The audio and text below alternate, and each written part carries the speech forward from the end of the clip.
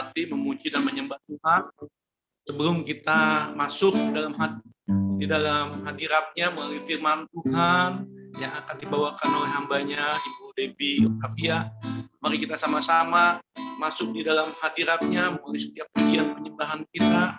Biar kiranya hanya nama Tuhan yang ditinggikan, nama Tuhan yang diagungkan di atas segala-galanya. Tuhan berkati kita semuanya, siapkan hati dan pikiran kita, menyucikan dan menguduskan kita pada sore ini hingga malam ini. Kita terima berkat Tuhan. Oh, haleluya. Ku bersyukur Tuhan kepadamu.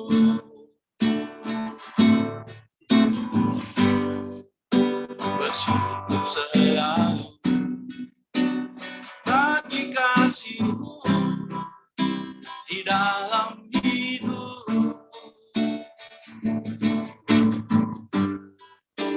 Tak akan ku ragu atas rencana-Mu masa depan.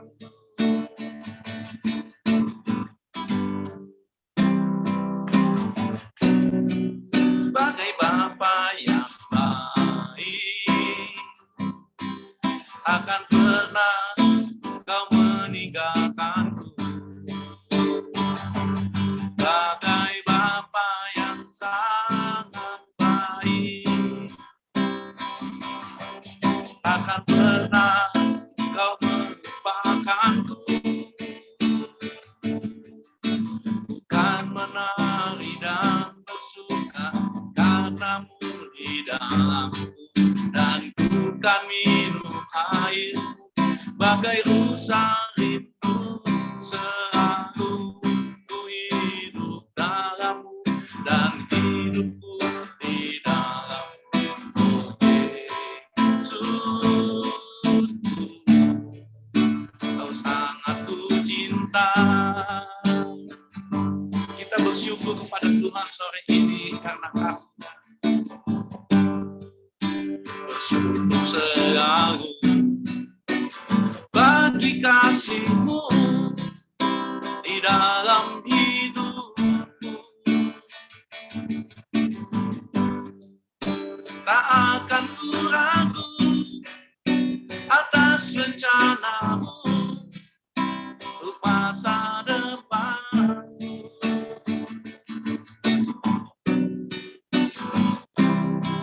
Sebagai Bapa yang baik, takkan pernah Kau meninggalkanku. Bagai Bapa yang sangat baik, takkan pernah Kau melupakanku. Bukan menari dan bersuka karena-Mu di dalamku, dan bukan minum air bagai rusa rindu. Selalu ku hidup dalam dan hidupku di dalam-Mu. Oh Yesus, Kau sangat ku cinta. Oh haleluya, ku bersyukur. Bukan menari dan bersuka karena-Mu, oh Yesusku, dan bukan minum air-Mu bagai rusa rindu. Selalu ku hidup dalam-Mu dan hidupku di dalam-Mu, oh Yesus, Kau sangat ku cinta. Kau sangat ku cinta, Yesus, haleluya. Kau sangat ku cinta. Terima kasih Tuhan, kami bersyukur akan kasih setia-Mu. Kami bersuka di dalam Tuhan. sebab Engkau baik. Haleluya. Oh, kemuliaannya kita di tempat ini, gereja Tuhan disatukan, genapi firman-Nya, kemuliaannya dinyatakan atas segala bangsa. Lawatan Tuhan terjadi di sini, kuasanya dicurahkan, berkatnya dilimpahkan, penuaian besar sungguh terjadi. Segala bangsa akan datang menyembah Yesus Tuhan, kemuliaan Tuhan telah turun, kemuliaannya telah turun di tempat ini, gereja Tuhan disatukan, genapi firman-Nya, kemuliaannya dinyatakan atas segala bangsa. Lawatan Tuhan terjadi di sini, kuasanya dicurahkan, berkatnya dilimpahkan, penuaian besar sungguh terjadi. Segala bangsa akan datang menyembah Yesus Tuhan, kemuliaan Tuhan telah turun, kuasanya dicurahkan, berkatnya dilimpahkan, penuaian besar sungguh terjadi. Segala bangsa akan datang menyembah Yesus Tuhan, kemuliaan Tuhan telah turun. Oh, kemuliaan-Mu telah turun bagi kami di tempat ini, Tuhan. Oh, haleluya. Roh Kudus Kau curahkan bagi umat-Mu. Haleluya. Oh ya Yesus, terima kasih Tuhan. Haleluya. Kuasanya dicurahkan, berkatnya dilimpahkan, penuaian besar sungguh terjadi. Segala bangsa akan datang menyembah Yesus Tuhan, kemuliaan Tuhan telah turun. Ya Tuhan, kemuliaan-Mu turun, Tuhan, bagi bangsa kami, buat Indonesia, buat bangsa-bangsa. Haleluya. Oh Tuhan, kami rindukan kuasa-Mu Tuhan bagi kami. Haleluya. Terima kasih Tuhan, kami percaya kepada-Mu ya Tuhan. Terima kasih buat kasih setia-Mu. Haleluya. Terima kasih Tuhan, terima kasih Pak. Oh Yesus, Kau Tuhan jadi andalanku, hanya Kau Tuhan yang ku percaya. di saat aku sudah tak mampu. Hanya Yesus sanggup melakukannya. Kau Tuhan jadi andalanku, hanya Kau Tuhan yang ku percaya. Di saat aku sudah tak mampu, hanya Yesus sanggup melakukannya. Aku percaya ada mujizat. Aku percaya Tuhanku dahsyat. Perbuatan ajaib telah dikerjakannya. Aku percaya ada mujizat. Aku percaya ada mujizat. Aku percaya ada mujizat. Amin. Haleluya. Terima kasih Tuhan. Kami mengucap syukur, pujian dan penyembahan yang kami naikkan. Biar Tuhan disenangkan di atas segala-galanya. Hanya nama Tuhan yang ditinggikan, diagungkan. Kami mengucap syukur Tuhan. Terima kasih Bapa. Haleluya. Amin. Saya kembalikan kepada Pak Hendra. Tuhan berkati. Kita berdoa ya.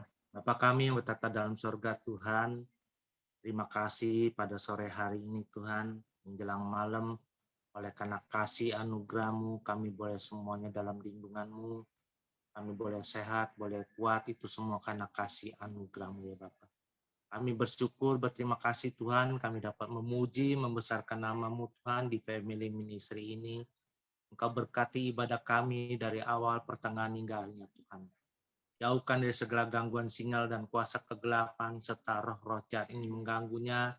Hamba-Mu tolak semua itu di dalam nama Yesus. Urapan-Mu turun atas kami semuanya Tuhan. Biar kami boleh duduk diam mendengarkan sebagian firman-Mu. Dan kami mau sambut berkat-Mu ya Bapa. Dan kiranya agar urapan-Mu turun atas hamba-Mu Tuhan. Berbicaralah melalui hamba-Mu. Pakai mulut bibir hamba-Mu sebagai alat-Mu ya Bapa. Untuk memuliakan nama-Mu. Kami mau terima berkat-Mu sore ini di dalam nama Yesus. Haleluya. Amin. Silakan Ibu. Ibu Debbie belum masuk. Bu Debbie belum masuk ya, tapi tadi dia ada kasih kabar ke saya, mungkin jam 5 lewat sedikit. Ini kan masih ada waktu ya, 10 menit sebelum jam 5. Boleh Bu Adeline mungkin yang kesaksian nih, ketika dia ke Medan bagaimana ini. Kan kita boleh isi kesaksian ya. Sembari menunggu hambanya, Ibu Debbie. Ya, sambil menunggu. Silakan Bu Bu. Adeline. Silakan. Bu Adeline. Suaranya dibuka Bu Adeline. Shalom Bapak Ibu semuanya. Halo. Halo. Puji nama Tuhan. Medannya mana nih? Bersyukur Pak, kami dari berangkat sampai kembali lagi ke rumah ini dengan selamat, dengan penyertaan Tuhan Yesus. Amin. Dan di sana juga pestanya berjalan lancar ya Pak, 1000-1000-an lebih gitu Pak. Jadi yang sangat saya bersyukur ketika kita mau swab antigen gitu Pak. Jadi bersyukur kita semua negatif gitu Pak. Jadi kita bisa berangkat kembali ke rumah. Ya itu aja Pak. Bersyukur Tuhan Yesus baik. Terima kasih. Shalom Bapak Ibu. Ya, makasih Bu Adeline. Ada lagi yang mau kesaksian boleh sembari kita menunggu jam 5. Bu Meling tuh kasihan anggur panjang hitam. Haleluya. Pak Indra. Bagi-bagi ya, entah sekilo-sekilo. Ayo, siapa yang mau kesaksian? Jadi berkat. Kesaksian pujian boleh tuh. Ya, ini Bu Debi udah masuk. Ayo, boleh kesaksian dulu satu orang. Shalom Bu Debi Otavia. Shalom Pak Tuhan Koming, berkati. shalom semuanya. Shalom, Bu Ya, Debi. boleh satu orang kesaksian lagi kalau ada. Selamat Kalau nggak ada, melayani. kita masuk. Shalom Bu Debi. Shalom Bu semuanya, Bu Meling, Bu Adeline. Shalom Bu Debi, Bu Adel. Ada lagi yang mau kesaksian?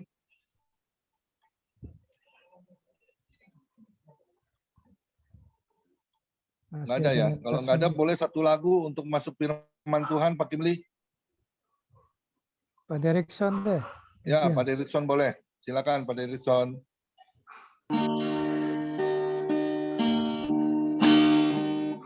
Musim akan selalu berganti, kasih Tuhan tetap abadi,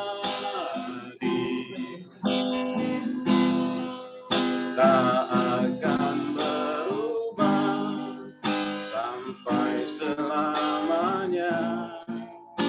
Ku tetap percaya, ku yakin Tuhan memberkati, ku yakin Tuhan memberkati, ku yakin Tuhan melindungi.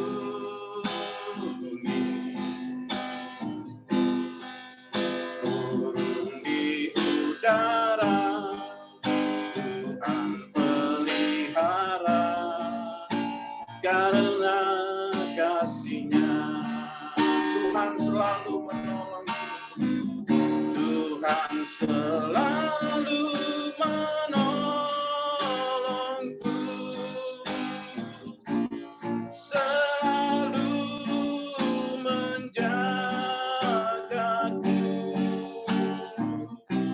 selai di rambutku tak akan terjatuh tanpa seizinmu.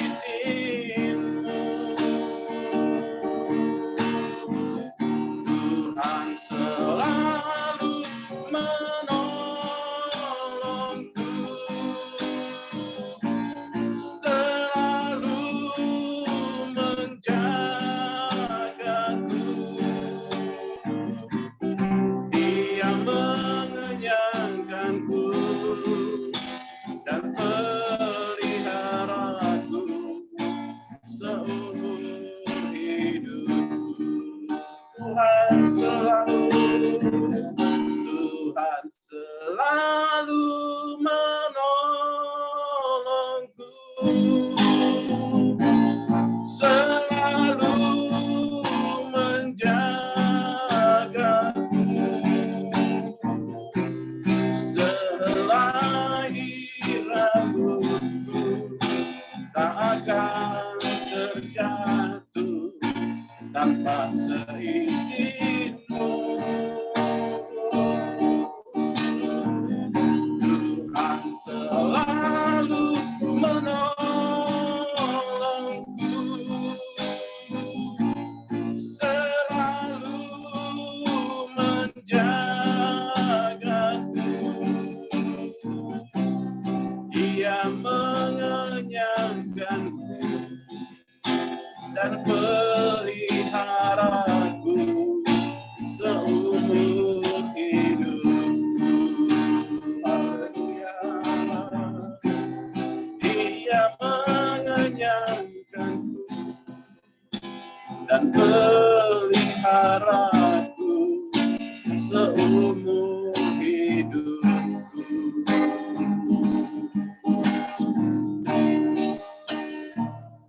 Silakan namanya Ibu Debi.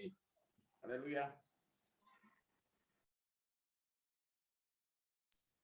Ya, silakan Bu Debi. Tuhan Terima berkati. kasih Tuhan Yesus untuk sore hari ini kami kembali boleh bersama dalam ibadah Zoom Family Ministry Tuhan, semua karena kebaikan kemurahan-Mu dalam setiap kehidupan kami. Biarlah saat ini kami akan belajar bersama sebagian dari kebenaran firman-Mu, biarlah Tuhan boleh mengurapi setiap kami, baik hamba-Mu yang menyampaikan maupun setiap jemaat-Mu yang mendengar Tuhan, biarlah kebenaran firman Tuhan boleh mengubahkan paradigma kami, boleh menguatkan kami, meneguhkan kami Tuhan, sehingga semakin hari kami boleh menjadi pribadi yang semakin berkenan di hadapan Tuhan. Terpujilah nama-Mu Bapa, di dalam dan demi nama Tuhan Yesus kami berdoa, haleluya, amin. Shalom semuanya. Hari ini kita belajar bersama ya dengan temanya jangan gugur imanmu. Ya, yuk sama-sama kita buka dalam Lukas 18 ayat 1 sampai dengan yang ke-8.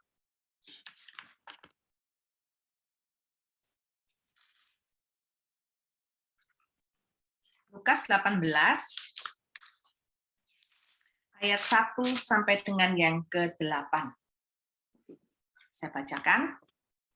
Perumpamaan tentang hakim yang tak benar. Yesus mengatakan suatu perumpamaan kepada mereka untuk menegaskan bahwa mereka harus selalu berdoa dengan tidak jemu-jemu. Katanya, dalam sebuah kota ada seorang hakim yang tidak takut akan Allah dan tidak menghormati seorang pun. Dan di kota itu ada seorang janda yang selalu datang kepada hakim itu dan berkata, "Belalah hakku terhadap lawanku." Beberapa waktu lamanya hakim itu menolak, tetapi kemudian ia berkata dalam hatinya, "Walaupun aku tidak takut akan Allah dan tidak menghormati seorang pun, namun karena janda ini menyusahkan aku, baiklah aku membenarkan dia, supaya jangan terus saja ia datang dan akhirnya menyerang aku." Katanya, kata Tuhan, camkanlah apa yang dikatakan hakim yang lalim itu. Tidakkah Allah akan membenarkan orang-orang pilihannya yang siang malam berseru kepadanya? Dan adakah ia mengulur-ngulur waktu sebelum menolong mereka? Aku berkata kepadamu, ia akan segera membenarkan mereka. Akan tetapi, jika Anak Manusia itu datang, adakah ia mendapati iman di bumi? Ya, demikianlah firman Tuhan. Nah, bagaimana saudara ya? Kita tahu kita memang adalah orang yang beriman kepada Tuhan di dalam kasih karunia dan kita semua bersyukur oleh karena itu. Tetapi satu hal yang kita perlu perhatikan, mempunyai iman itu tidak cukup ya, hanya memiliki iman tidak cukup.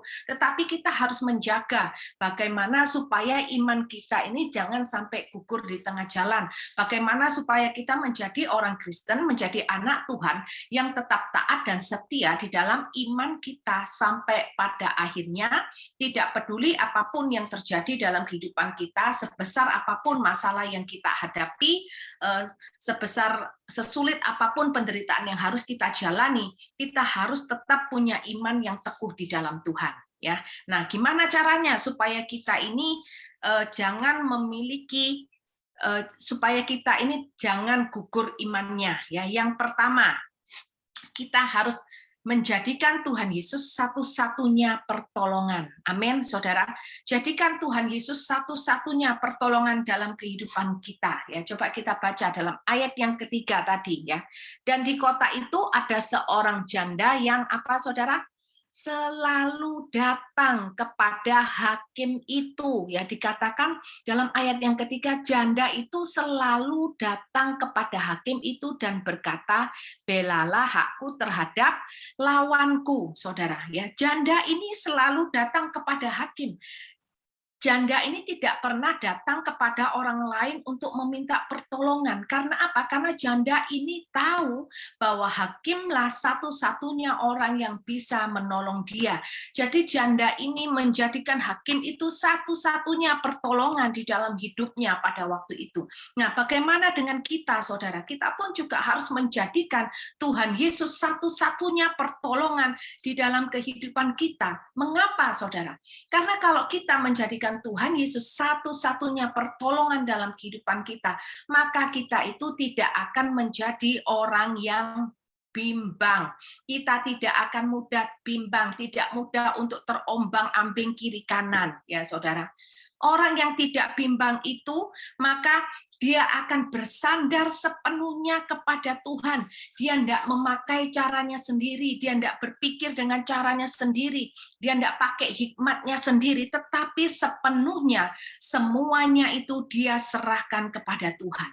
Nah, sering kalinya ketika kita mengalami masalah, memang awal kita berkata, yes, aku datang kepada Tuhan, karena aku tahu satu-satunya sumber pertolonganku adalah Tuhan Yesus. Nah, tapi seiring berjalannya waktu, saudara, ketika kemudian kita sudah berdoa, masalah juga belum selesai. Kita nih kadang masih berpikir lagi, kita mulai lagi khawatir. Kemudian kita berpikir, gimana caranya ya Tuhan menolong ya? Kalau nanti sampai terjadi seperti ini gimana? Kalau nanti terjadi seperti itu gimana? Nah, ini akhirnya yang menggoyahkan pengharapan kita, saudara. Seharusnya ketika kita sudah datang kepada Tuhan, jangan lagi kita mulai berpikir dengan cara berpikir kita sendiri, nggak usah berandai-andai lagi. Nggak usah nanti gimana ya kalau gini, nanti gimana ya kalau gitu, nggak usah lagi. Tapi kita percaya, jadikan Tuhan Yesus satu-satunya pertolongan. Kalau kita benar-benar menjadikan Tuhan Yesus satu-satunya pertolongan, kita tuh nggak akan berpikir lagi kok caranya. Gimana nanti caranya Tuhan menolong, gimana nanti kalau terjadi seperti ini, enggak lagi. Karena apa? Kita tahu, kita mau berpikir seperti apa, itu enggak ada gunanya. Yang aku tahu bahwa satu-satunya pertolongan dalam hidupku adalah Tuhan Yesus, pencipta langit dan bumi. Tuhan yang besar, Tuhan yang maha kuasa, Tuhan yang ajaib, Tuhan yang hebat dalam membuat mujizat, itu yang kita pegang, saudara. Ya, jadi ketika kita menjadikan Tuhan Yesus satu-satunya pertolongan, maka kita ini tidak lagi menjadi orang yang bimbang, tidak lagi memakai cara dan hikmat kita sendiri, saudara. Ya, coba kita lihat si janda yang miskin itu, dia datang kepada hakim, ditolak oleh hakim itu, tetapi di dalam Alkitab tidak dikatakan bahwa janda ini kemudian mencari pertolongan kepada orang lain, enggak. Dia tetap datang kepada hakim, saudara. Begitu pula seharusnya kehidupan kita semua, ya saudara. Oleh karena itu, bagaimana supaya kita ini jangan mudah bimbang? Perhatikan apa yang kita baca, perhatikan apa yang kita dengar, saudara, ya. Karena apa yang kita dengar, apa yang kita lihat, itu akan mempengaruhi cara kita berpikir. Maka lebih banyaklah membaca firman Tuhan daripada kita baca hal-hal yang tidak berguna, saudara. Baca berita boleh, saudara, untuk supaya kita tahu ya apa yang terjadi di dalam dunia. Tapi kalau sudah yang namanya dengerin gosip, lihat sinetron gitu ya, itu adalah hal-hal yang menurut saya manfaatnya hanya sedikit, hanya sekedar hiburan ya. Apalagi contohnya kayak kemarin ya, ada satu film Layangan Putus gitu ya, saudara. Wah, itu bukan cuma ibu-ibu, bapak-bapak juga nonton katanya. Ayo, di sini siapa yang sudah nonton? Ya. Oke, saya sendiri nggak tahu, saya sendiri nggak nonton, saudara. Tapi teman-teman saya bilang gini, aduh bagus sekali itu filmnya, nonton gitu ya. Terus saya tanya berapa seri? Mereka bilang 10 seri ya kalau nggak salah. Saya bilang, hah? 10 seri? No, benar-benar buat saya nonton sinetron 10 seri buang-buang waktu ya, saudara. Tapi orang-orang banyak semua bilang bagus gitu ya. Tapi saudara lihat akibatnya apa? Banyak bapak-bapak yang bilang ini, aduh cilaka ini, habis istri-istri nonton Layangan Putus, saya kemana aja diikutin sama istri gitu ya. Saya ke kamar mandi aja, ditungguin di depan kamar mandi, Bu, handphone disita. Padahal saya itu biasanya, kalau maaf ya saudara, kalau lagi buang air besar, bapak-bapak itu bilang, saya suka bawa handphone gitu ya, sambil baca berita detik.com. Sekarang semenjak Layangan Putus enggak boleh lagi, Bu. Begitu mau masuk toilet, handphone disita. Istrinya bilang, handphone sini gitu ya, saudara. Banyak yang ibu-ibu bahkan suaminya hanya untuk beli isi bensin aja harus ikut. Ada yang minta ikut ke kantor. Saya bilang, saya sampai ketawa. Tapi itulah saudara gambaran kita ya. Makanya kita tuh harus perhatikan apa yang kita baca, apa yang kita dengar, apa yang kita masukkan ke dalam pikiran kita tuh kita harus saring benar-benar. Jadi kalau memang tidak ada gunanya, buat apa mengotori pikiran kita gitu ya. Daripada otak ini overload dengan sesuatu yang tidak berguna, lebih baik kita isi dengan kebenaran firman. Karena kebenaran firman yang kita baca, yang kita masukkan ke dalam pikiran, otak, dan hati kita, itu akan menjadi kekuatan buat kita. Mungkin saat ini kita tidak mengalami masalah, saudara, ya. Mungkin saat ini ada yang sedang zona nyaman, tapi enggak apa-apa, kita baca firman.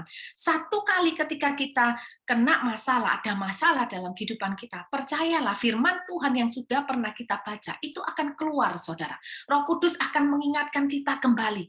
Jangan panik, enggak usah takut. Ingat, kemarin kamu pernah baca, Tuhan berkata seperti ini.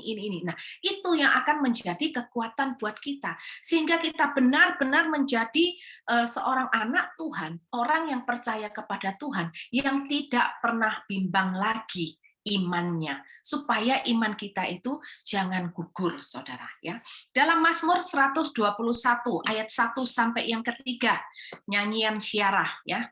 Mazmur 121 ayat 1 sampai ketiga. Pemazmur berkata, aku melayangkan mataku ke gunung-gunung. Dari manakah akan datang pertolonganku? Di sini pemazmur ini bertanya-tanya. Aku melayangkan pemandanganku kemana-mana. Dari mana ya pertolonganku? Kemudian dalam ayat yang kedua, pemazmur berkata, pertolonganku ialah dari Tuhan yang menjadikan langit dan bumi. Bukan satu kebetulan di sini pemazmur menegaskan, dia menuliskan Tuhan yang menjadikan langit dan bumi.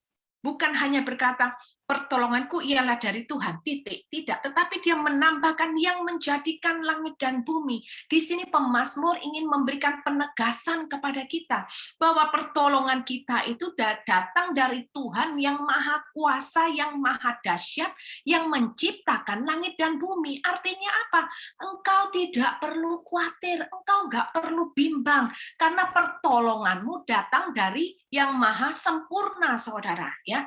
Dan kemudian dalam ayat yang ketiga pemazmur berkata, dengan Tuhan yang maha kuasa tadi yang menjadikan langit dan bumi, Tuhan itu berjanji bahwa Ia tidak akan membiarkan kakimu goyah. Karena apa? Karena penjagamu itu tidak akan terlelap. Maka dikatakan, jangan pun sedikit pun engkau bimbang, karena yang menjaga hidupmu itu adalah Tuhan.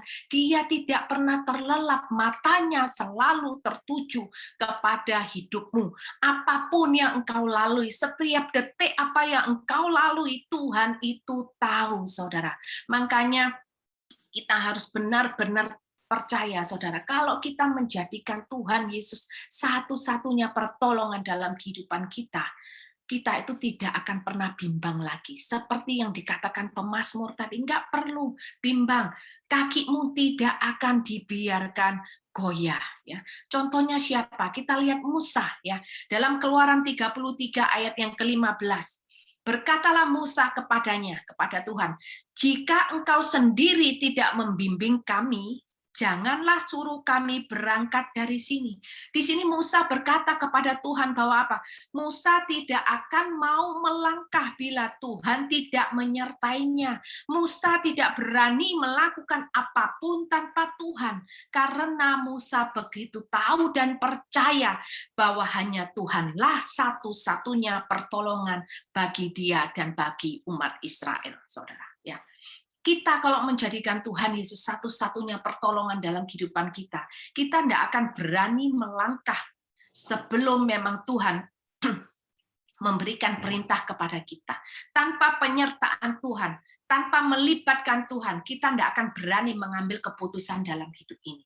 Itu adalah contoh orang yang menjadikan Tuhan Yesus satu-satunya pertolongan, saudara. Ya. Kemudian bagaimana kalau kita ini menjadikan Tuhan Yesus satu-satunya pertolongan? Mengapa, saudara, kok kita ini mau menjadikan Tuhan Yesus itu satu-satunya pertolongan? Karena kita benar-benar percaya bahwa Tuhan Yesus itu mengasihi kita semua. Amin. Kita harus punya sikap hati yang benar. Sikap hati yang benar itu bukan hanya percaya Tuhan sanggup menolong, tapi kita juga perlu membangun satu hubungan kepercayaan, trust yang besar kepada Tuhan, yang besar, yang dalam, yang berakar, bahwa setiap kita dikasihi oleh Tuhan, saudara. Ini penting sekali. Banyak orang percaya bahwa Tuhan itu sanggup melakukan segala sesuatu yang orang lain tidak sanggup buat. Percaya Tuhan sanggup melakukan mukjizat, tetapi banyak orang yang merasa bahwa Tuhan tidak mengasihi dirinya, sehingga dia merasa bahwa Tuhan tidak akan menolong dirinya, dan itu kemudian yang menjadi alasan untuk orang itu beralih kepada ilah-ilah lain. Nah, hari ini kita belajar ya bahwa kita harus punya kepercayaan yang berakar, yang mendalam, saudara, bahwa kita dikasihi oleh Tuhan. Kita beda ya saudara dengan hakim yang tadi ya. Kalau hakim yang tadi sudah jelas sekali, judulnya adalah apa? Hakim yang tidak benar. Sudah dijelaskan di sana bahwa hakim ini tidak takut Tuhan, tidak menghormati seorang pun. Hakim ini lalim ya. Hakim ini egois, dia tidak peduli akan nama baiknya sendiri aja, dia tidak peduli. Juga hakim ini dikatakan tidak memiliki hati nurani, saking apa? Saking bengisnya, saudara.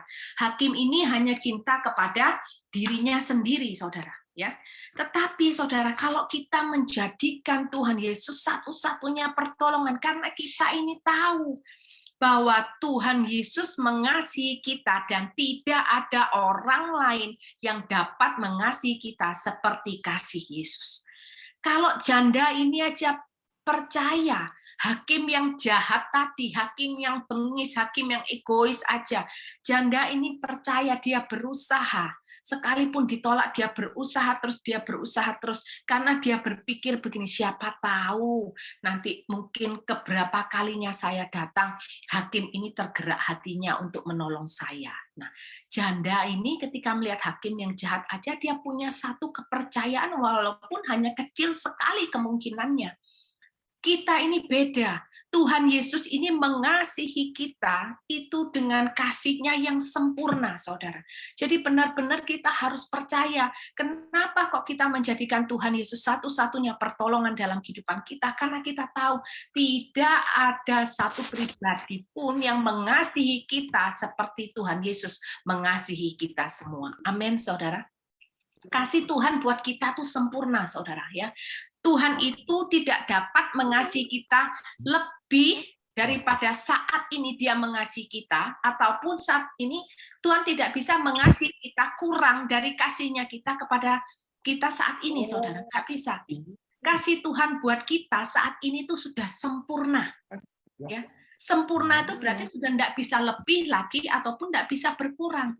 Jangan kita berpikir, oh kalau saya rajin ikut ibadah setiap hari, kalau saya rajin baca firman, maka Tuhan akan lebih mengasihi saya daripada kemarin. Itu salah, saudara. Kalau saudara berkata, kalau saya berbuat dosa, maka Tuhan tidak akan mengasihi saya lagi. Itu salah, saudara. Ya.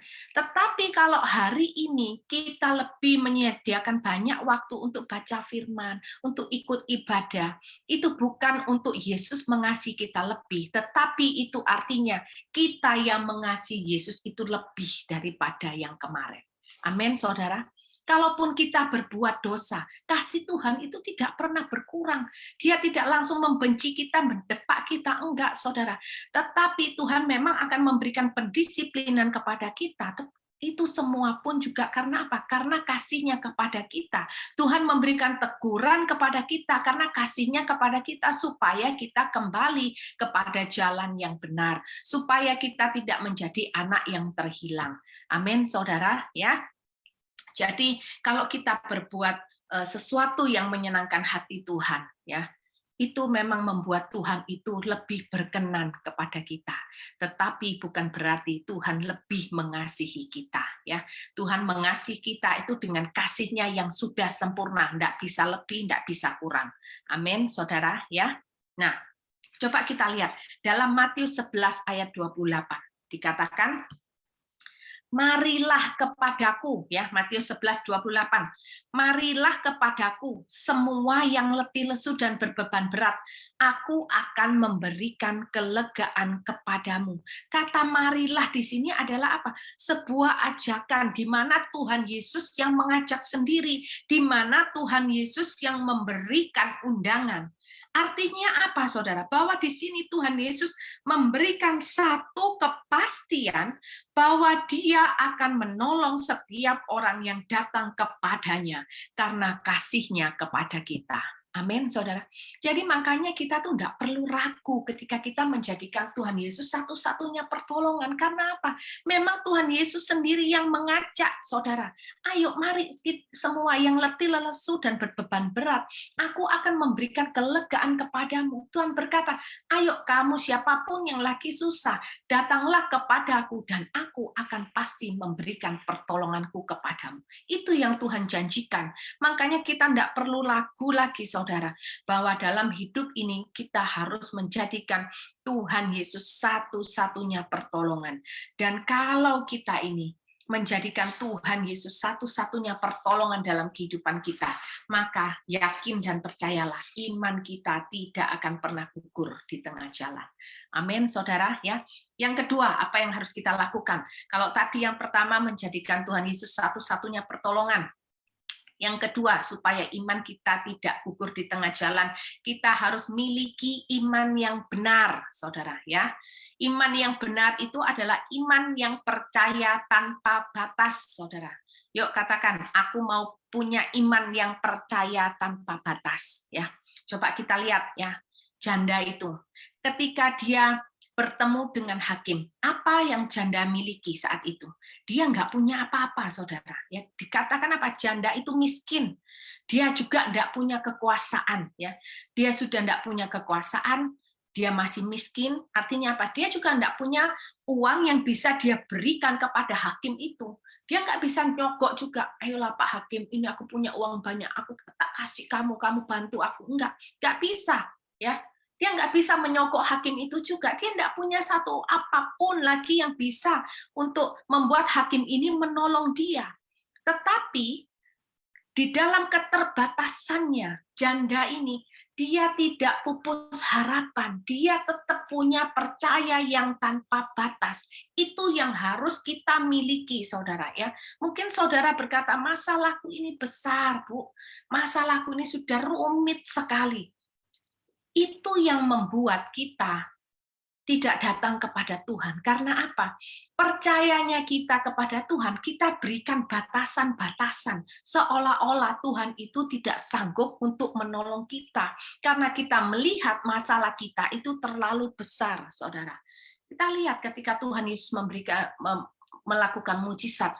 5 roti 2 ikan menjadi berapa, saudara? 5.000. Makanya kita harus belajar dari situ. Punya iman yang percaya tanpa batas, saudara. Ya, kita harus benar-benar percaya kepada Tuhan. Mungkin ketika janda ini datang kepada hakim terus-menerus, ya saudara. Janda ini datang, saudara. Tapi mungkin orang lain ini berpikir, ngapain sih janda itu kok datang terus kepada hakim? Dia buang-buang waktu, buang-buang tenaga, percuma nggak akan digubris, percuma nggak akan diperhatikan, percuma nggak akan ditolong. Mungkin orang-orang di sekitarnya berkata seperti itu. Tetapi janda ini berbeda. Dia tetap datang kepada hakim sekalipun dia tidak punya dasar untuk berharap. Karena apa? Sudah hakimnya bengis, janda ini tidak punya satu persembahan yang akan dia berikan kepada hakim itu. Dia juga nggak punya uang untuk menyogok. Memang kalau dilihat nggak punya dasar untuk berharap. Tetapi janda ini tetap berusaha datang kepada hakim itu. Dan seperti yang kita tahu, pada akhirnya hakim itu memang membantu janda. Walaupun ketika hakim itu membantu bukan karena belas kasihan, ya, hanya karena dia janda itu. Nah, kita dengan Tuhan itu berbeda. Janda dengan hakim itu, hubungan janda dengan hakim itu dibandingkan hubungan kita dengan Tuhan adalah sesuatu hal yang berbeda, saudara. Ya, perbedaannya di mana? Janda dengan hakim itu adalah apa? Orang asing, ya. Orang asing juga tidak terlibat ada hubungan saudara atau apapun. Janda dengan hakim itu adalah orang asing.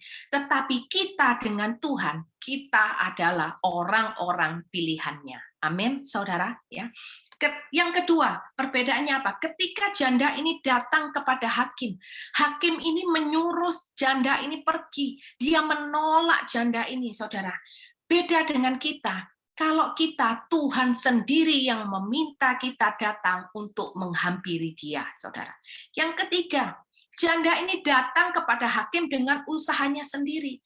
Beda dengan kita datang kepada Bapa karena kasih karunia, saudara. Yang keempat, janda ini datang kepada hakim, dia tidak punya pembela, dia datang membela dirinya sendiri. Berbeda dengan kita mempunyai pembela yang agung yang bernama Tuhan Yesus, saudara. Ya. Yang kelima, saudara, janda ini hanya dapat menemui hakim di waktu-waktu tertentu. Sedangkan kita dapat menjumpai Bapa sepanjang waktu, saudara. Itu luar biasanya kita, ya. Dan yang terakhir apa? Kegigihan janda ini ketika dia datang terus-menerus kepada hakim, ternyata membuat si hakim ini marah, membangkitkan marah hakim. Tetapi beda dengan kita. Kegigihan kita ketika kita datang terus-menerus kepada Tuhan tidak membuat Tuhan ini jengkel ataupun marah ataupun sebel sama kita. Enggak, saudara. Justru kegigihan kita itu menyenangkan hati Tuhan. Nah, lihat saudara, di dalam keterbatasannya, kalau janda itu penuh dengan keterbatasan, tetapi dia tetap percaya tanpa batas, apalagi kita sebagai orang-orang pilihan, sebagai anak Tuhan, sudah sepatutnya kita punya iman yang benar, yaitu iman yang percaya tanpa batas, saudara. Ya. Kalau kita berdoa dengan tidak jemu-jemu, itu bukan berarti kita itu ngotot sama Tuhan. Bukan, saudara. Tetapi kita percaya bahwa di dalam Tuhan itu selalu ada jalan. Makanya kita selalu berdoa kepada Tuhan. Tidak pernah mencari pertolongan yang lain. Kita percaya berdoa dengan tidak jemu-jemu. Karena apa? Kita percaya bahwa Tuhan tidak hanya akan menolong, tetapi Tuhan pasti memberikan yang terbaik buat kita. Amin, saudara. Ya, Matius 7 ayat 9 sampai yang ke-11 dikatakan, adakah seorang padamu yang memberi batu kepada anaknya jika ia meminta roti, atau memberi ular jika ia meminta ikan? Jadi jika kamu yang jahat tahu memberi pemberian yang baik kepada anak-anakmu, apalagi Bapamu yang di surga, ia akan memberikan yang baik kepada mereka yang meminta kepadanya. Ini berarti apa? Selalu ada jalan di dalam Tuhan.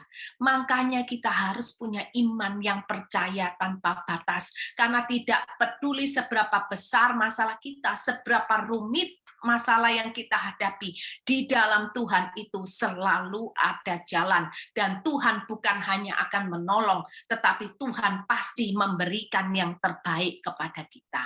Amin, saudara. Ya, iman yang benar itu juga iman seperti apa? Iman yang benar itu adalah yang kadar imannya ini enggak turun, yang kualitas imannya ini adalah kualitas super, saudara. Ya, kalau kita baca tidak jemu-jemu, dalam bahasa Inggrisnya itu adalah not to lose heart. Artinya apa? Enggak tawar hati, saudara. Ya, enggak tawar hati. Coba kita belajar dari sini ya. Kita lihat. Mengapa hakim ini mengabulkan permintaan janda pada akhirnya? Awal-awalnya beberapa kali kan hakim ini menolak janda, ya, kita tahu itu. Tapi kemudian kenapa pada akhirnya hakim ini mengabulkan? Ya, bukan karena apa? Memang dikatakan di dalam Alkitab bahwa dia nggak mau direpotin, nggak mau disusahin, janda ini datang terus-menerus. Makanya hakim ini mengabulkan. Karena kita melihat begini, saudara. Karena hakim ini melihat janda ini datang kepada dirinya dengan semangat yang sama. Ya. Jadi hakim ini mengabulkan permintaan janda. Kenapa? Hakim ini melihat dari hari ke hari janda ini datang kepada dirinya dengan semangat yang sama. Semangatnya itu nggak pernah turun dari hari ke hari. Ya. Kalau misalkan kita lihat ya, kalau misalkan pertama kali datang janda ini, masih semangatnya masih 100%. Ditolak, dia pulang ke rumah. Besoknya dia kembali lagi kepada hakim ini. Terus kemudian semangatnya sudah turun. Yang kemarin 100 tinggal 90. Besoknya turun lagi 80. Besoknya turun lagi 70. Maka hakim ini, hakim yang bengis ini tidak akan mengabulkan permintaan janda. Karena apa? Paling hakim ini berkata dalam hatinya, saya tunggu dia 10 kali datang, habis sudah semangatnya dan dia tidak akan pernah datang lagi. Itu yang akan dipikirkan hakim. Tetapi hakim ini berkata apa? Daripada aku direpotin janda ini, lebih baik aku kabulkan. Mengapa? Karena setiap kali janda ini datang menghadap kepada hakim, dia datang dengan semangat yang sama. Semangatnya itu enggak turun, saudara. Ya. Nah, begitupun dengan kita. Kalau kita datang kepada Tuhan, berdoa kepada Tuhan, berdoalah dengan kadar iman yang sama. Ya, jangan imannya tuh naik turun. Mengapa iman kita itu naik turun? Karena iman kita itu sebatas apa yang kita lihat. Kalau lihat keadaannya membaik, kita percaya, wah semangat. Begitu kita lihat keadaan semakin memburuk, wah kadar imannya mulai menurun lagi. Jangan up and down, saudara ya. Harus punya iman yang benar. Iman yang benar itu bukan iman yang up and down, tetapi iman yang stabil, bahkan semakin hari itu semakin naik. Naik terus, tidak pernah turun. Harus seperti itu imannya. Karena apa? Iman itu percaya sekalipun tidak melihat. Jadi iman itu nggak boleh up and down, saudara. Kalau iman yang benar itu iman yang stabil, bahkan akan semakin hari semakin naik, semakin hari semakin percaya kepada Tuhan. Itu adalah iman yang benar. Ya, kita bisa lihat ya.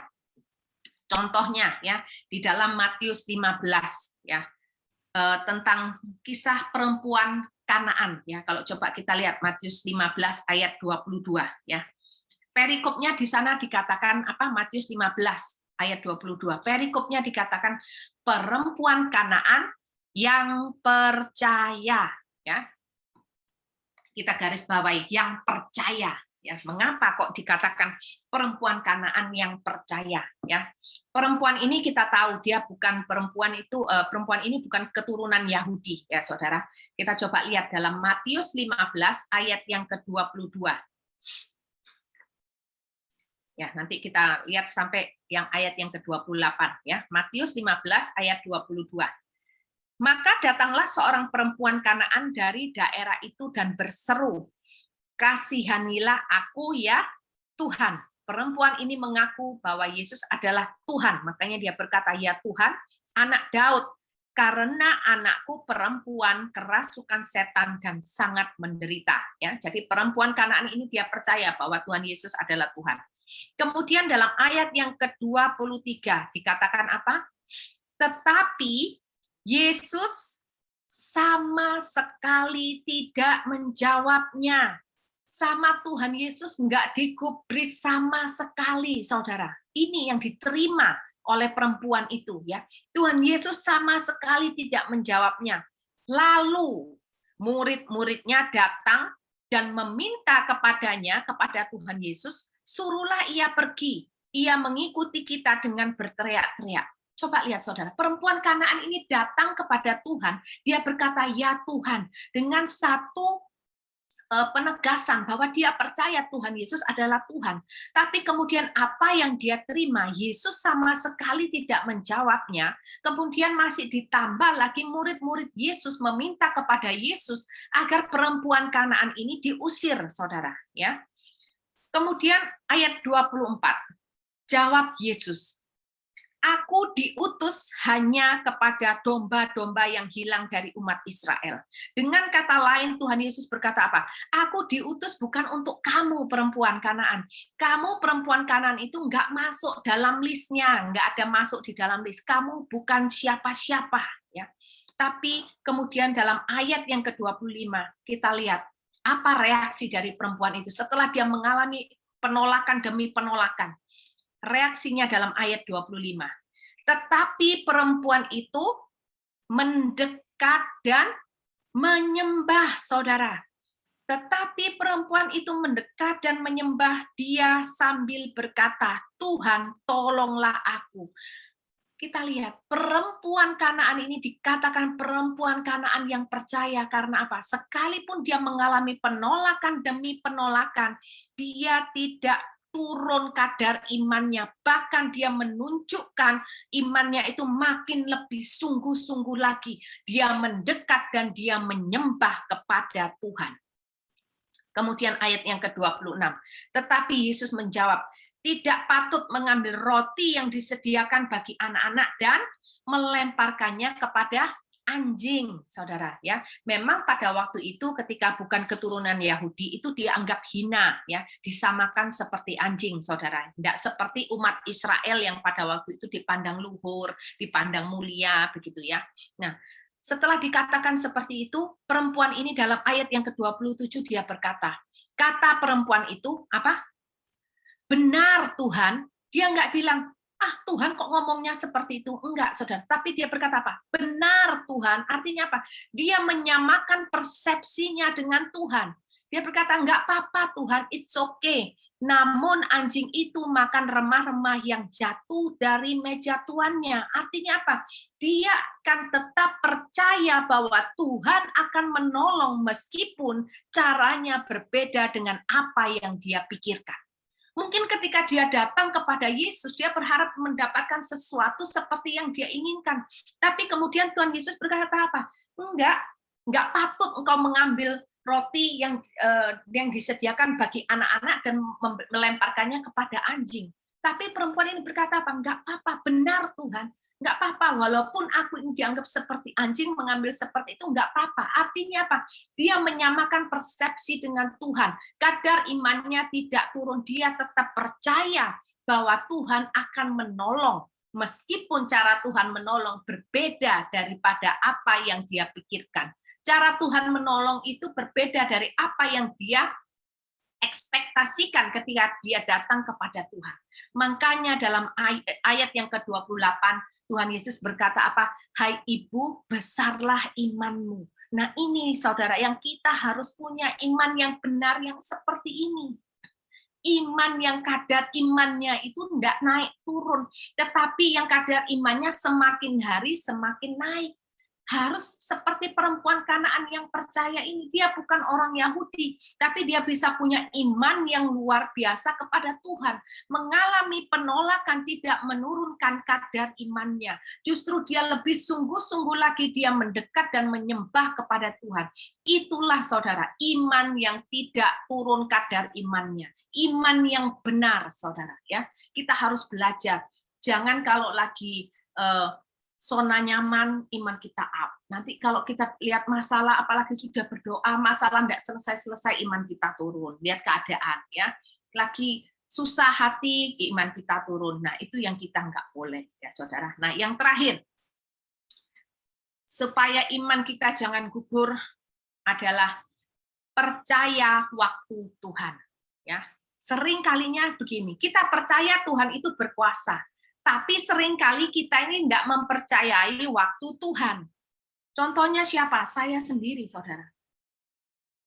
Saya dari dulu tuh percaya kalau Tuhan itu sanggup melakukan mujizat. Tuhan sanggup mengadakan dari yang tidak ada menjadi ada. Itu Tuhan ahlinya. Nggak ada seorang pun yang bisa melawan Tuhan dalam membuat mujizat. Tuhan jagonya, saya percaya. Tapi kemudian saya ini nggak percaya waktu Tuhan, saya nggak sabar menunggu waktu Tuhan. Dan itulah yang membuat iman saya ini gugur. Saya meninggalkan iman saya kepada Tuhan, kemudian saya beralih kepada yang namanya ilah-ilah lain. Saya mulai datang kepada peramal, saya mulai datang kepada dukun. Kenapa? Saya nggak percaya waktu Tuhan. Nah, ini yang harus kita hati-hati. Percaya kepada Tuhan bukan hanya kita percaya bahwa Tuhan itu berkuasa, tapi kita pun harus percaya bahwa waktu Tuhan adalah waktu yang terbaik. Kita harus percaya bahwa Tuhan tidak pernah menunda untuk memberikan pertolongannya kepada kita. Amin, saudara. Kita sendiri nih loh yang selalu berpikir bahwa Tuhan menunda, ya. Tetapi enggak. Tuhan itu nggak pernah menunda untuk memberikan pertolongannya, tetapi kita sendiri yang nggak sabar menunggu pertolongan Tuhan. Jadi serasa-rasanya kok Tuhan ini nggak menolong-menolong ya. Padahal ketika Tuhan memberikan pertolongannya, Tuhan tahu Waktunya adalah yang terbaik untuk memberikan pertolongan itu kepada saudara dengan saya. Ya, banyak orang berkata bingung dengan Yohanes 11 dengan kejadian Lazarus. Ya, ketika pada waktu itu Marta dan Maria memberikan kabar kepada Tuhan Yesus bahwa Lazarus ini sedang sakit. Dalam Yohanes 11 ayat yang keempat, ketika Yesus mendengar kabar itu, ia berkata apa? Penyakit itu tidak akan membawa kematian, tetapi akan menyatakan kemuliaan Allah. Sebab oleh penyakit itu anak Allah akan dimuliakan. Itu Yohanes 11 ayat yang keempat, saudara. Tuhan sudah berkata, penyakit itu tidak akan membawa kematian. Malah penyakit itu akan menyatakan kemuliaan Allah. Kemudian dalam ayat yang ke-6, dikatakan di sana, ia sengaja tinggal 2 hari di tempat itu. Ya. Nah, mengapa saudara kok Tuhan Yesus sengaja tinggal 2 hari di tempat itu? Karena saudara, pada waktu itu jika lebih dari 3 hari orang meninggal, maka orang itu sudah benar-benar dinyatakan meninggal, bukan hanya mati suri. Tapi kalau sebelum 3 hari, bisa-bisa orang itu masih dianggap mati suri, saudara. Nah, di sini Tuhan itu ingin menunjukkan kuasa Tuhan yang tak terbatas. Makanya menunggu sampai Lazarus dinyatakan benar-benar meninggal, supaya orang itu tahu bahwa kuasa Tuhan sanggup membangkitkan orang yang mati, bukan orang yang mati suri. Begitu loh saudara, ya. Jadi Tuhan itu dia sudah tahu kenapa kok Tuhan menunggu, bukan dia menunda untuk menolong Lazarus, bukan. Tetapi Tuhan tahu kalau hari ini dia membangkitkan Lazarus, maka orang-orang di situ berkata apa? Itu bukan mujizat karena Lazarus memang belum mati kok. Lazarus itu masih mati suri gitu ya. Karena apa? Belum 3 hari. Makanya Tuhan itu menunggu sampai 3 hari karena itu adalah waktu yang terbaik yang untuk memberikan pertolongan kepada Lazarus, untuk membangkitkan Lazarus. Jadi ketika pada waktu itu Yesus membangkitkan Lazarus, maka orang-orang di sekitar itu mereka sudah tidak lagi bisa berdalih bahwa Lazarus itu mati suri. Tapi benar-benar mereka melihat bahwa Tuhan Yesus sanggup membangkitkan orang itu dari kematian. Nah, begitu saudara ya. Jadi Tuhan itu tidak pernah menunda untuk menolong saudara dengan saya. Ini yang harus kita pegang dalam hidup ini. Bahwa Tuhan Yesus menolong, dia tahu waktu yang terbaik buat kita. Kapan waktunya menolong. Dia tidak pernah menunda. Bukan sengaja Tuhan berkata, biarin aja ya aku tunda 1 minggu, 1 bulan. Biar dia kelimpungan, biar dia tahu bahwa dia itu membutuhkan saya sebagai Tuhan. Enggak, Tuhan itu enggak pernah seperti itu. Yang seperti itu justru malah kita. Ketika kita bisa menolong orang lain, kita sering menunda-nunda gitu ya. Kadang-kadang kita berkata apa? Biarin aja, biar dia usaha dulu dengan usahanya sendiri. Nanti kalau sering dibantuin, nanti dia keenaan gitu ya. Nanti dia anggap enteng gitu. Nanti dia enggak mau berusaha segala macam. Tapi Tuhan itu enggak seperti itu. Tuhan menolong itu dia tahu kapan waktu yang terbaik untuk dia memberikan pertolongan. Jadi kalau kita rasa kok lama ya, kok lama. Nah, itu bukan karena Tuhan menunda pertolongannya, tetapi memang kita yang nggak sabaran, karena memang kita ini sukanya instan. Ya. Kita harus benar-benar percaya waktunya Tuhan. Seperti siapa? Yusuf. Kalau kita baca di dalam Alkitab, ya Yusuf itu ketika dia menerima nubuatan melalui mimpi, ya bahwa ayah dan saudara-saudaranya itu akan sujud menyembah dia, pada waktu itu Yusuf berumur berapa? 7 tahun, saudara. Namun baru pada usia 30 tahun nubuatan itu digenapi.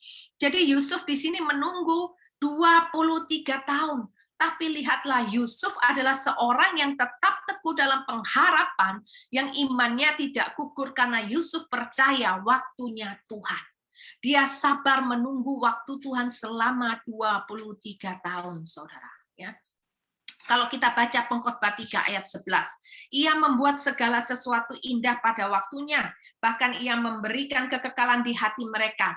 Tetapi manusia tidak dapat menyelami pekerjaan yang dilakukan Allah dari awal sampai akhir. Dari sini kita bisa belajar bahwa apa? Waktu Tuhan itu adalah yang terbaik. Dari Pengkhotbah 3 ayat 11 di sini jelas kita bisa belajar bahwa waktu Tuhan adalah yang terbaik. Waktu Tuhan itu berbeda dengan waktu kita. Dan ketika, saudara ya, ini kita perhatikan baik-baik. Ketika kita tidak bisa mengerti akan waktu Tuhan, bukan berarti Tuhan yang salah memilih waktunya. Namun pikiran kitalah yang terbatas sebagai manusia, sedangkan Tuhan sendiri tidak terbatas. Amin, saudara ya. Jadi kalau kadang kita tidak bisa mengerti kapan waktu Tuhan, itu jangan pernah berpikir Tuhan salah memilih waktunya. No, Tuhan tidak pernah salah memilih waktunya.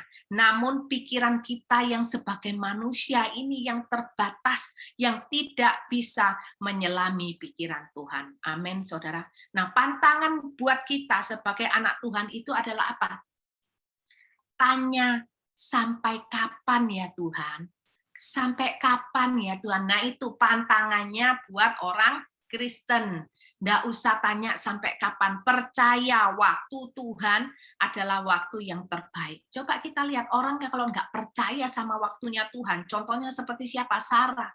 Dia memakai pikirannya sendiri dan akhirnya menimbulkan masalah di dalam keluarganya. Bahkan sampai hari ini terjadi masalah. Karena apa? Sarah memakai caranya sendiri. Dia tidak sabar menunggu waktu Tuhan. Dia tidak percaya waktu Tuhan, saudara.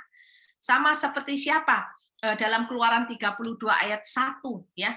Ketika bangsa itu melihat bahwa Musa mengundur-undurkan turun dari gunung, maka berkumpullah mereka mengerumuni Harun dan berkata kepadanya, mari buatlah untuk kami Allah yang akan berjalan di depan kami, sebab Musa ini orang yang telah memimpin kami keluar dari Mesir, kami tidak tahu apa yang telah terjadi. Dan akhirnya pada waktu itu bangsa Israel dan Harun membuat patung anak lembu emas. Ya. Karena apa? Mereka nggak percaya waktunya. Mereka tuh nggak sabar. Orang yang percaya akan waktunya Tuhan, dia itu tidak akan menggerutu atau protes, tetapi dia akan tetap melakukan bagiannya sambil menunggu waktunya Tuhan. Imannya itu tidak akan pernah gugur. Nah, dari sini saudara, betapa perlunya kita itu bukan hanya percaya Tuhan berkuasa melakukan mukjizat, tapi kita pun juga harus percaya kepada waktu Tuhan, ya. Konklusinya, saudara, ya. Ayat yang ke-8, ya. Dari Lukas 18 ayat yang ke-8, konklusinya ada di sana. Aku berkata kepadamu, ia akan segera membenarkan mereka. Sudah jelas di sini ya, bahwa Tuhan akan memberikan pertolongannya tanpa menunda-nunda. Akan tetapi, jika anak manusia itu datang, adakah ia mendapati iman di bumi? Dari sini Tuhan berkata apa? Tuhan tidak pernah menunda. Tetapi yang harus diperhatikan, jika anak manusia itu datang, adakah ia mendapati iman di bumi? Yang artinya apa? Bahkan ketika nanti Tuhan Yesus datang kedua kalinya, akan banyak iman yang gugur, saudara. Orang-orang yang dulu percaya kepada Tuhan, orang itu yang awalnya beriman kepada Tuhan, namun mereka meninggalkan iman mereka disebabkan masalah-masalah yang mereka hadapi. Iman itu gugur di tengah jalan. Nah, ini yang harus kita garis bawahi. Jangan tanya kepada Tuhan sampai kapan, tetapi yang harus kita perhatikan, jangan berbangga saja kalau kita sudah beriman kepada Tuhan, tapi kita perlu berjaga-jaga senantiasa agar iman kita ini jangan sampai gugur di tengah jalan, entah karena kena masalah atau karena kena bujuk rayuan, tawaran dunia, apapun saudara, kita harus selalu berjaga-jaga agar ketika Tuhan Yesus itu datang, jangan sampai kita ambil bagian daripada ketika Tuhan berkata, ia tidak mendapati iman di bumi. Kita nggak mau menjadi orang yang saat ini menggebu-gebu kepada Tuhan, tapi kemudian pada akhirnya iman kita gugur di tengah jalan. Kita mau menjadi orang Kristen yang punya iman itu tidak up and down. Kita mau menjadi orang Kristen yang imannya itu semakin hari semakin naik. Dan kita akan berkata kepada Tuhan, Tuhan, biarlah aku terus berjalan dengan Tuhan, sampai kapanpun, sampai aku menutup mata. Aku tidak mau imanku gugur di tengah jalan. Bahkan ketika aku menjumpai Tuhan, Tuhan itu akan melihat aku adalah orang yang berkenan di hadapan Tuhan. Karena aku adalah orang beriman yang taat dan setia sampai akhirnya. Amin. Yuk kita berdoa. Tuhan, terima kasih untuk kebenaran yang sudah kami dengar ya Bapa. Biarlah kalau Tuhan mengingatkan kami pada saat ini agar jangan sampai iman kami gugur di tengah jalan Tuhan. Kami mau berjaga-jaga dalam hidup ini. Kami mau menjadikan Tuhan Yesus satu-satunya pertolongan dalam kehidupan kami, sehingga kami tidak menjadi orang yang bimbang, karena kami percaya bahwa hanya Tuhanlah yang mengasihi kami daripada orang lain. Hanya Tuhan yang mengasihi dan menerima kami apa adanya Tuhan. Kami mau Tuhan punya iman yang benar di hadapan Engkau Tuhan. Kami mau memiliki iman yang percaya tanpa batas. Kami mau memiliki iman Tuhan yang akan naik terus dan naik terus. Kami nggak mau punya iman yang up and down Tuhan. Dan kami mau belajar untuk kami percaya kepada waktu Tuhan adalah waktu yang terbaik. Biarlah setiap kami tetap punya iman yang teguh di dalam Engkau sampai Tuhan datang menjemput kami kali kedua. Terima kasih ya Bapa, di dalam dan demi nama Tuhan Yesus. Haleluya. Amin. Ya, terima kasih Bu Debbie. Luar biasa ya hari ini ya. Memang kita harus memiliki iman yang teguh ya. Iman yang terus percaya hanya kepada Yesus ya. Jadi jangan kepada yang lain ya. Karena dia adalah sumber berkat buat setiap anak-anak Tuhan ya. Ada sebuah lagu ya yang di Mazmur 23 kan, ayat 4. Sekalipun aku dalam lembah kelam, ku tak takut sebab kau besertaku. Sekalipun badai topan datang menerpa, ku tak gentar sebab kau di sisiku. Amin. Ya. Nanti akan dinyanyikan oleh Pak Erikson ya, setelah saya memberi tambahan ya. Karena kita harus percaya Tuhan Yesus itu adalah Allah yang penolong buat setiap kita ya. Jadi kita harus tetap berpegang kepada janji-janji Tuhan ya. Jadi jangan yang kepada yang lain, karena di Yeremia 17 ayat 7, diberkatilah orang yang selalu mengandalkan Tuhan ya. Jadi jangan mengandalkan diri sendiri ya, kemampuan ya. Mungkin kita mengharapkan sesuatu dari orang, itu juga tidak boleh. Kita harus berharap hanya kepada Yesus, karena dia sumber berkat buat setiap kita. Orang yang selalu mengandalkan Tuhan, pasti hidupnya diberkati oleh Tuhan. Amin. Ya, saya percaya apa yang kita lakukan ketika kita sungguh-sungguh percaya kepada Tuhan. Di Mazmur 37 ayat 5, berserahlah penuh kepada Tuhan, dan percayalah kepadanya, dan dia akan bertindak. Amin. Ya, seperti tadi dikatakan Pengkhotbah 3 kan ayat 11.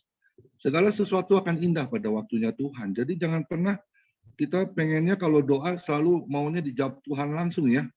Biasanya seperti itu ya.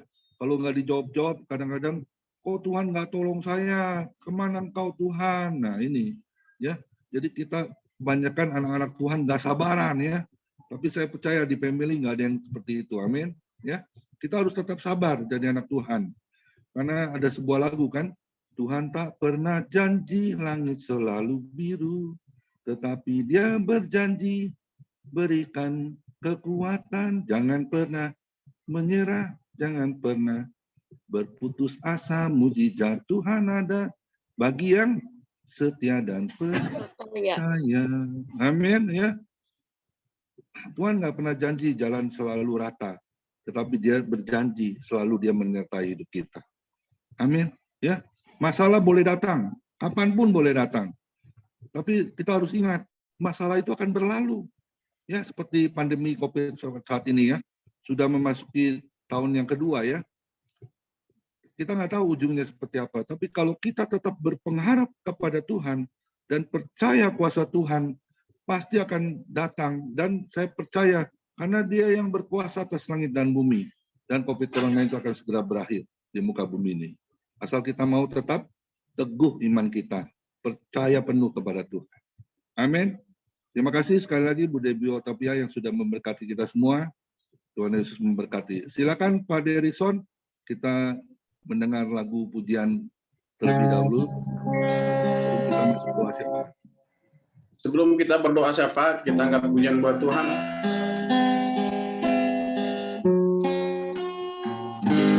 Sekalipun aku dalam lembah kelam, ku tak takut sebab Kau besertaku. Sekalipun badai topan datang menerpa, ku tak gentar sebab Kau di sisiku. Aku percaya,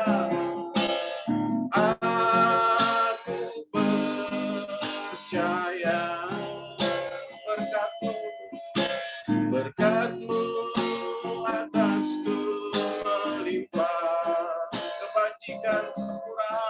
kebajikan kemurahan selalu mengikutiku. Ku puji, ku sembah Kau Tuhan. Aku percaya,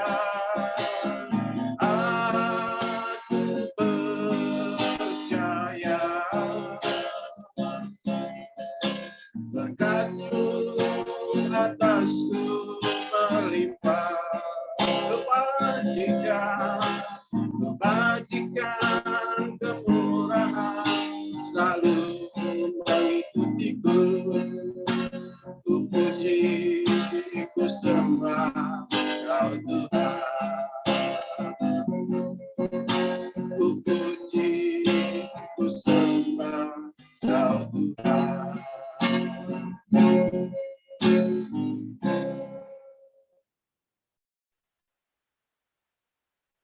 Ya, silakan Pak Johannes Sumarmo berdoa syafaat. Bapa di surga, dalam nama Tuhan Yesus, pada sore hari ini kami bersyukur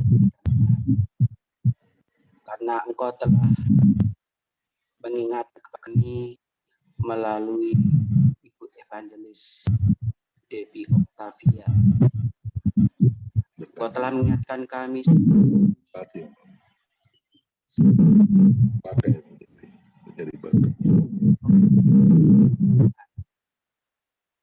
supaya iman kami tetap teguh, dan kami diingatkan supaya kami tahu waktu Tuhan adalah waktu yang terbaik. Tuhan, Engkau beri hikmat untuk Ibu Debbie setiap menyampaikan firman-Mu dimanapun, supaya banyak yang mendengarkan firman-Mu dikuatkan, diteguhkan, dihiburkan, sehingga yang mendengarkan firman-Mu melalui hamba-Mu merasa disegarkan, lebih semangat ngasihi Tuhan, lebih semangat melayani Tuhan. Engkau berkati juga dalam keluarganya ya Bapak, Ibu Debbie. Engkau berkati pelayanan dimanapun Ibu Debbie melayani. Terima kasih Bapa, terima kasih Tuhan Yesus, terima kasih Roh Kudus. Kami juga berdoa untuk Gembala Family Ministry, Bapak Komengban. Tuhan, Engkau beri hikmat yang dari Tuhan, supaya dapat majukan ibadah Family Ministry ini menjadi berkat bagi banyak orang. Juga wakilnya Bapak Irawinata, Engkau beri hikmat, Engkau beri kekuatan, kesehatan, supaya ada kekuatan dan kesehatan dari Tuhan, supaya ada kesatuan juga Tuhan, untuk memajukan ibadah Family Ministry ini ya Tuhan Yesus. Juga semua yang hadir, apapun yang menjadi pergumulannya, Tuhan tolong. Engkau yang mengetahui, yang mengikuti semua ibadah Family Ministry ini pribadi, lepas pribadi, Engkau tahu ya Tuhan. Kami hanya memohon pertolongan dari Engkau Tuhan, tidak meminta pertolongan kepada siapapun. Karena Engkau yang kuasa, Engkau yang berkuasa, Engkau yang sanggup menolong kami. Dan firman-Mu yang selalu mengingatkan kepada kami, mari datang kepadaku, kamu semua yang letih, lesu, dan berbeban berat. Aku akan memberi kelegaan kepadamu. Terima kasih Bapa, terima kasih Tuhan Yesus, terima kasih Roh Kudus. Pada sore hari ini Tuhan, kami juga berdoa untuk bangsa Indonesia, para pemimpin, Bapak Joko Widodo Tuhan, juga wakilnya, para menteri. Tuhan, Engkau beri hikmat supaya apa yang dilakukan, apa yang dijalankan sesuai dengan kehendak Tuhan, supaya rakyat Indonesia mengalami sukacita, supaya bangsa Indonesia mengalami damai sejahtera, oleh karena pemimpin kami adalah pemimpin yang dipimpin oleh Tuhan. Juga DPR, MPR, Tuhan tolong pimpin mereka. TNI, Polri, Tuhan Kau beri kekuatan, Kau beri kesehatan, supaya dapat menjaga negara Republik Indonesia ini dengan aman, Tuhan. Tuhan Yesus, tolong negara kami tercinta ini supaya aman, dan kami sebagai umat-Mu dapat beribadah dengan leluasa ya Bapa. Terima kasih Bapa, terima kasih Tuhan Yesus, terima kasih Roh Kudus. Kami juga berdoa para dokter, para perawat, pada saat ini yang merawat atau yang mengobati para orang yang kena COVID. Tuhan, Engkau tolong Tuhan. Para dokter, perawat, Engkau beri kekuatan, Engkau beri kesehatan. Juga orang yang kena COVID, Tuhan tolong. Supaya mereka cepat sembuh, cepat pulih kembali, sehingga dapat beraktivitas kembali ya Bapak. Tuhan Yesus tolong, Tuhan Yesus tolong. Kami juga berdoa untuk Ibu Meleng yang tenggorokannya sakit, Tuhan tolong. Kami percaya Tuhan, kuasa-Mu, mujizat-Mu tidak berubah dulu, sekarang, sampai selama-lamanya. Dan kami sore ini memohon kepadamu, kiranya Tuhan Engkau menjamah, Engkau menyembuhkan kepada Ibu Meleng tenggorokannya. Engkau beri kesembuhan, Engkau beri kesehatan, Engkau beri pemulihan di dalam nama Yesus. Tuhan sudah memberi kesembuhan. Tuhan Yesus sudah memberi pemulihan. Sehingga Ibu Meleng dapat beribadah, Ibu Meleng dapat aktivitas dengan baik. Terima kasih Bapak, terima kasih Yesus. Inilah doa kami Bapak. Kami naikkan doa ini hanya di dalam nama Tuhan Yesus Kristus. Kami sudah berdoa dan mengucap syukur kepadamu. Haleluya. Amin. Yuk, mari kita angkat kedua tangan kita terima berkat yang datangnya dari Tuhan Yesus. Tuhan memberkati engkau dan Tuhan melindungi engkau. Tuhan menyinari engkau dengan wajah-Nya dan memberi engkau kasih karunia. Dan Tuhan menghadapkan wajah-Nya dan memberi kami semua yang hadir damai sejahtera. Diberkatilah kesehatanmu, diberkatilah keluargamu, diberkatilah pekerjaanmu, dan diberkatilah pelayananmu. Sampai Tuhan Yesus datang di awan-awan yang permai menjemput kita orang-orang yang percaya yang sudah diberkati oleh firman Tuhan. Sama-sama kita katakan, amin. Terima kasih Tuhan Yesus. Terima kasih, Tuhan berkati. Silakan Pak Hendra, bisa bantu saya. Oke, terima kasih Bu Debbie. Pak Yohanes. Oke, saya undang Pak Kimli, silakan. Shalom. Pak Kimli. Shalom, Pak Hendra. Yo, silakan. Berkati. Ya, terima kasih Bu Debbie buat semua firman-Nya yang indah. Sore ini memberkati saya sekali. Terima kasih. Saya merasa bahwa memang sudah saatnya kita untuk tetap bertahan ya dengan doa-doa kita sampai waktunya Tuhan menolong kita. Karena ada lagu juga mengatakan bahwa waktu Tuhan bukan waktu kita. Jangan sesali keadaannya. Ya, semuanya waktu Tuhan pasti tepat datang pada waktunya. Ya, kita percaya janji Tuhan itu tidak pernah berubah ya, dulu sekarang sama lamanya. Tuhan tidak pernah gagal. Kadang-kadang kita yang sering kali gagal dalam kehidupan kita. Tapi itulah ketika kita berdoa terus tidak jemu-jemu, ya percaya kepada janji Tuhan, saatnya Tuhan akan menolong kita dan Tuhan akan menjawab doa kita. Kita percaya itu adalah sesuatu yang kita harapkan dalam kehidupan kita. Ya, janji Tuhan, terutama keselamatan yang Tuhan telah janjikan kepada kita. Kita orang percaya, mengiring Tuhan dengan tekun dan setia itu karena ada janji keselamatan yang selalu Tuhan berikan buat kita. Ya, sehingga kita senantiasa mau selalu datang kepada Tuhan di dalam ibadah, di dalam doa, di dalam setiap hari dalam kehidupan kita. Karena anak sekolah minggu pun tahu ya, ada satu lagu yang anak sekolah minggu suka nyanyikan bahwa apa dibilang tiap hari membaca dan berdoa ya, itu selalu dinyanyikan ya. Tuhan, terima kasih Bu Debbie, Tuhan berkati, Tuhan berkati Pak Yohanes, Tuhan berkati Kominggon Family Ministry, diberkati semuanya. Haleluya, amin. Oke, terima kasih Pak Kimli. Bu Ya. Meling, silakan Bu Meling. Terima kasih Pak Hendra. Yo, lanjut. Shalom Bu Debi, sorry ya. Suara aku agak serak. Ya, jangan gugur imanmu. Aku ngalamin sakit, Bu. Dari aku nih, kurang lebihnya 2 tahun ya. Aku punya iman yang besar. Cuma aku nih pengen nyoba-nyoba kadang-kadang, Bu. Aku ke dokter spesialis saraf udah, Bu. Ke dokter spesialis tulang, fisioterapi, ke tukang urut, aku puntur, segala macam. Aku sampai berpikir gini, Bu. Heran ya, dengan jari ini aja segitu spesialis, enggak ada yang bisa gitu. Karena aku punya dokter di atas segala dokter gitu. Aku percaya gitu, Bu. Cuma akunya karena di rumah jujur aku berdua suami, kalau suami nggak ada kan aku kan kesepian.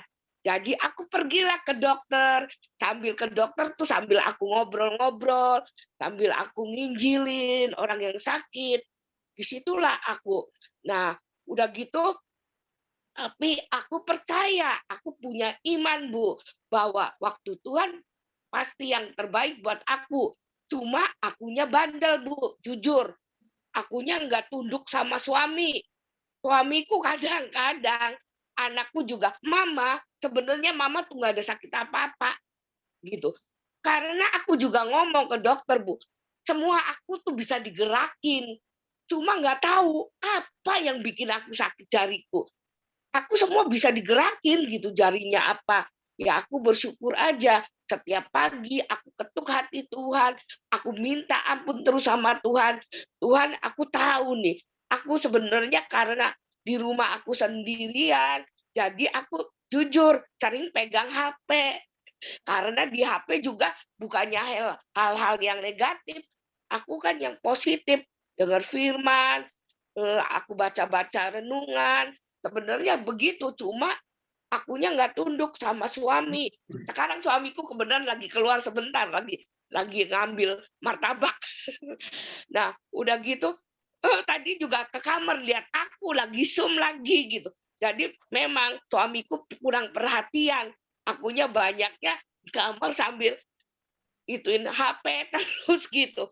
Kadang-kadang banyak yang melayanin suamiku, aku yang banyak dilayanin sama dia gitu. Aku jarang melayani suami ya, tapi puji Tuhan karena suamiku orang Kristen juga yang sudah dia duluan dibaptis, ya puji Tuhan akhirnya dia juga mengerti lah gitu. Kalau aku sakit, yang sekarang ini dia layanin aku dari makan, dari beli apa-apa, dia mau, puji Tuhan.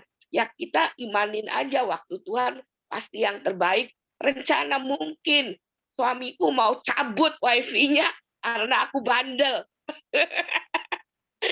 Gitu. Ya, aku bersyukur aja lah maunya apa suami. Mau cabut, oke lah cabut. Memang aku juga minta ampun sama Tuhan terus. Kadang-kadang Bu Debbie ya aku berdoa minta sama Roh Kudus. Memang selalu dijawab. Kenapa yang jari ini nggak sembuh-sembuh gitu?